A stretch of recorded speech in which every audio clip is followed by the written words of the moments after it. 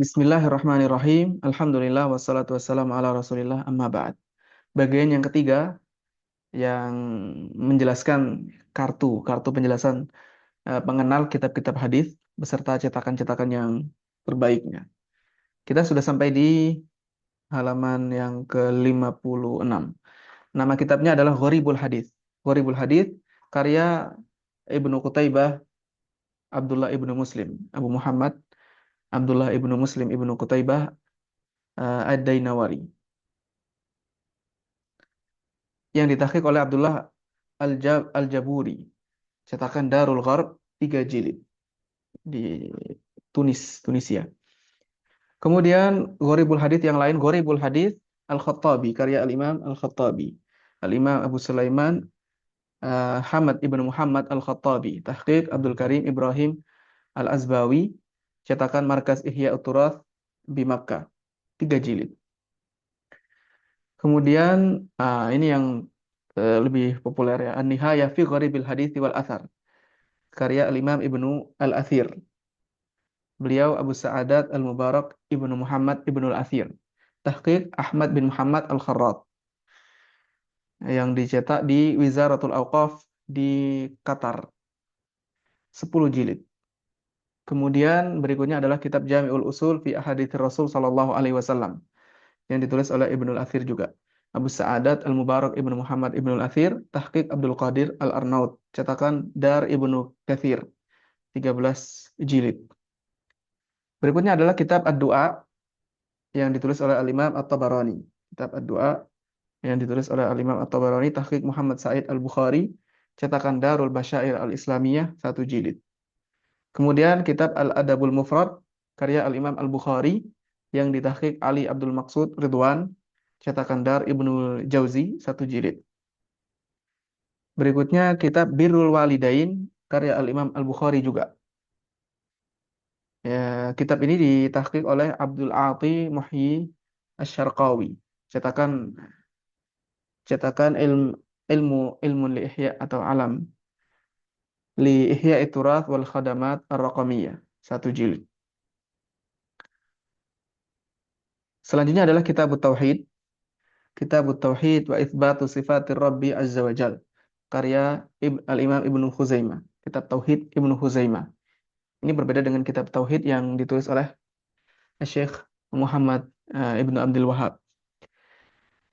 Kitab ini ditahqiq oleh Abdul Aziz Asy-Syahwan, cetakan Maktab Ar-Rushd, 2 jilid.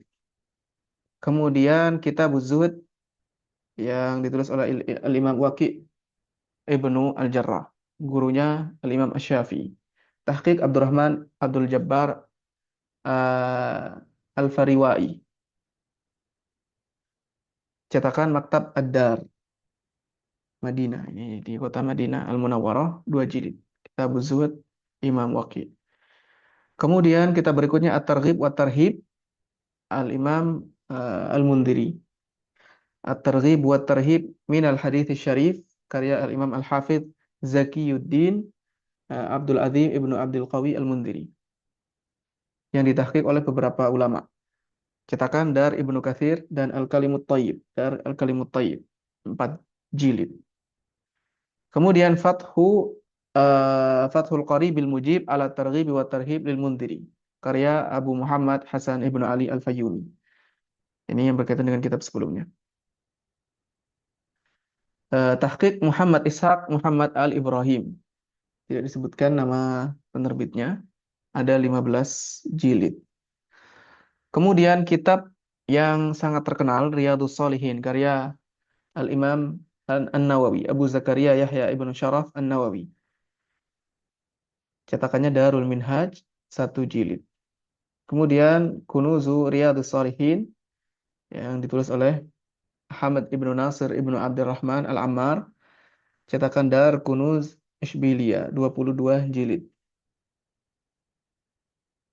Kunuz Riyadhus Shalihin. Selanjutnya Majma'uz Zawaid wa Manba'ul Fawaid, karya Al-Haythami, Abul Hasan Ali Ibnu Abi Bakar Ibnu Sulaiman Al-Haythami. Tahqiqnya Husain Salim Ad-Darani, cetakan Darul Minhaj, 23 jilid. Berikutnya adalah Al-Matalib Al-Aliyah bi Zawaidil Masanid Ats-Tsamaniyah.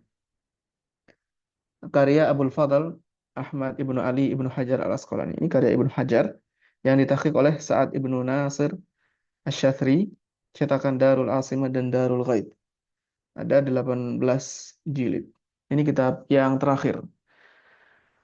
Dan sebenarnya masih banyak lagi kitab-kitab yang lain, tetapi ini adalah beberapa kitab yang bisa kita kenal dalam kesempatan ini. Semoga minimal kita tahu ada kitab-kitab tersebut, siapa penulisnya, kemudian kalau kita ingin membeli atau mencari untuk menjadikan kitab tersebut sebagai rujukan atau kita simpan di perpustakaan kita, maktabah kita, maka ini beberapa rekomendasi cetakan yang terbaik.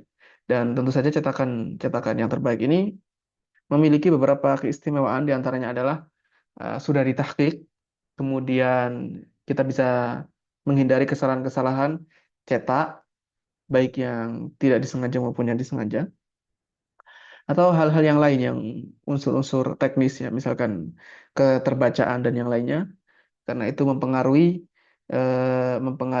ilmu yang akan kita dapatkan. Semoga materi ini bermanfaat.